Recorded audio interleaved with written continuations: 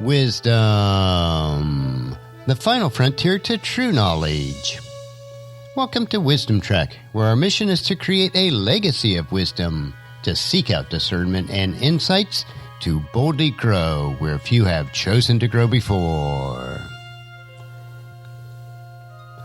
Hello, my friend. I am Guthrie Chamberlain, your captain on our journey to increase wisdom and create a living legacy. Thank you for joining us today as we explore wisdom on our second millennium podcast.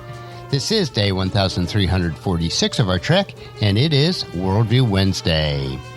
Creating a biblical worldview is essential to have a proper perspective on today's current events. To establish a biblical worldview, you must have a proper understanding of God and His Word.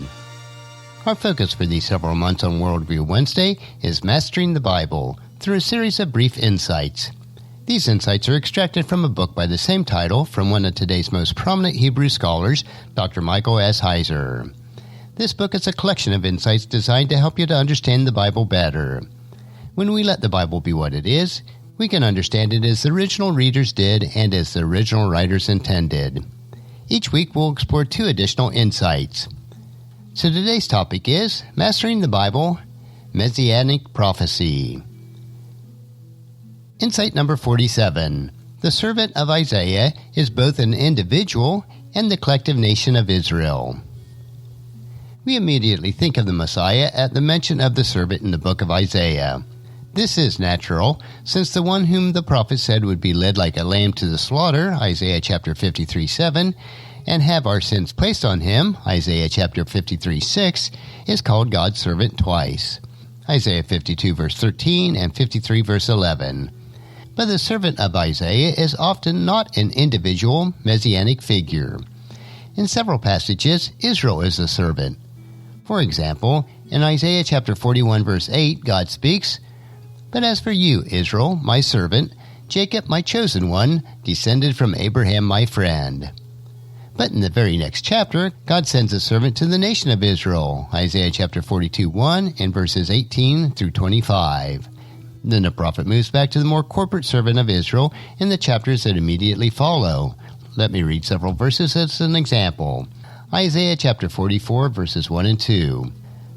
"But now listen to me, Jacob, my servant, Israel, my chosen one, the Lord who made you and helps you stay. Do not be afraid, O Jacob, O dear Israel, my chosen one." And then Isaiah 44 verse 21. "Pay attention, O Jacob, for you are my servant, O Israel. I, the Lord, made you and will not forget you." And then Isaiah chapter 45 verse 4. "And why have I called you for this work? Why did I call you by name when you did not know me? It is for the sake of Jacob, my servant, Israel, my chosen one." And then in Isaiah chapter 49 verse 3.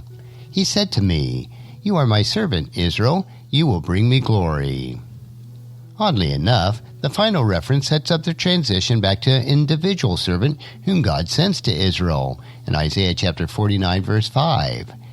"And now the Lord speaks, the one who formed me in my mother's womb, to be his servant, who commissioned me to bring Israel back to him. The Lord has honored me, and my God has given me strength." Why this back and forth? Can't Isaiah make up his mind?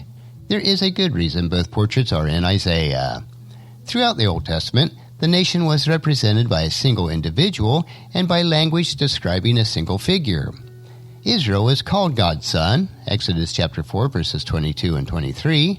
Later, the king of Israel is called God's son, Psalms chapter 2 verse 7. King David was called God's servant, Psalm chapter 89 verse 3 and verse 20. This royal son of God was, of course, from the line of David, the line that would produce the Messiah, Jesus, God's son, John 3:16. The logic here is that Israel was supposed to be God's offspring or his son through Abraham. Israel was supposed to be above all the nations since her king was above all kings, Psalm chapter 89 verse 27. Israel failed, and so God had to accomplish his plan himself. He would come as a man to fulfill his role as son, servant, Messiah, and king. The back and forth portraits show us how God knew all along that he would have to fulfill his own expectations to redeem humanity. Next, let's move on to insight number 48. Messianic prophecy was deliberately cryptic. Have you ever wondered how the disciples never seemed to understand the things that Jesus told them about himself? Think about it. When Jesus told them that it was time for him to go to Jerusalem and die, it angered and scared them. Matthew chapter 17, verse 22 and 23, and Mark chapter 9, verses 30 through 32. No one replied, "That's right, I read that in the Scriptures." Peter even rebuked Jesus for saying such a thing in Matthew chapter 16, verses 21 through 23. The truth is that the disciples had little sense of what was really going on. Even after the resurrection, their minds had to be supernaturally enabled to get this message. Luke chapter 24, verses 44 and 45. We shouldn't be too hard on the disciples. They weren't dumb individuals. Their ignorance was the result of God's deliberate plan to conceal the Messianic prophecy. Paul talked about the need for that in 1 Corinthians chapter 2, verses 7 and 8. Let me read that.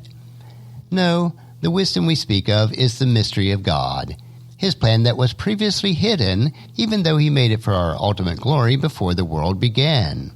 But the rulers of this world have not understood it. If they had, they would have not crucified our glorious Lord. If Satan and the powers of darkness had known that instigating people to kill the Messiah was part of God's design to accomplish his own doom, they would have never done it. The Gospels are clear that Satan and his demons knew that the prophesied Son of David had come. Matthew chapter 8, verses 28 and 29, and Luke chapter 4, verses 31 through 35. The Old Testament was clear that it would happen at some point, but what was concealed was the plan of redemption.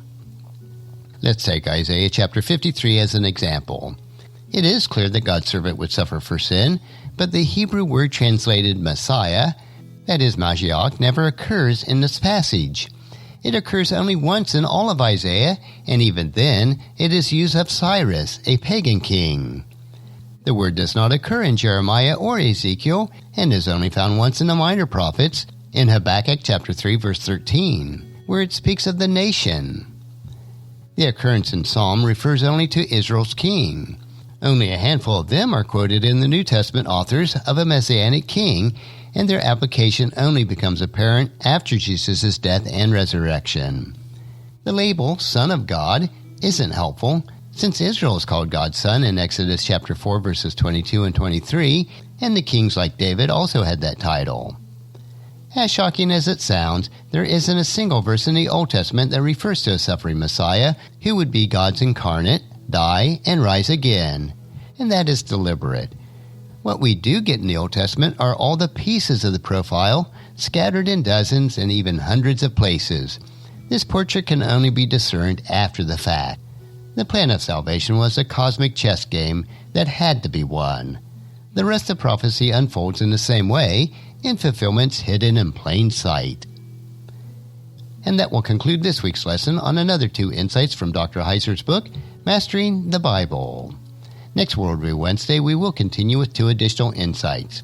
I believe that you'll find each Worldview Wednesday an interesting topic to consider as we build our biblical worldview.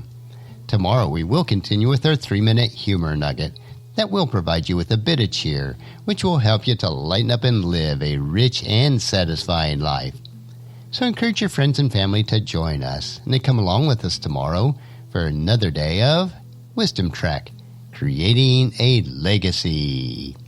If you'd like to listen to any of the past 1,345 treks or read the Wisdom Journals, they are all available at wisdom-trek.com. And I encourage you to subscribe to Wisdom Trek on your favorite podcast player so that each day's trek will be downloaded to you automatically. And thank you so much for allowing me to be your guide, your mentor, but most importantly, I am your friend as I serve you through the Wisdom Trek podcast and journal each day. And as we take this trek of life together, let us always live abundantly, love unconditionally, listen intentionally, learn continuously, lend to others generously, lead with integrity, and then leave a living legacy each day. I am Guthrie Chamberlain, reminding you to keep moving forward. Enjoy your journey. And then create a great day every day. See you tomorrow.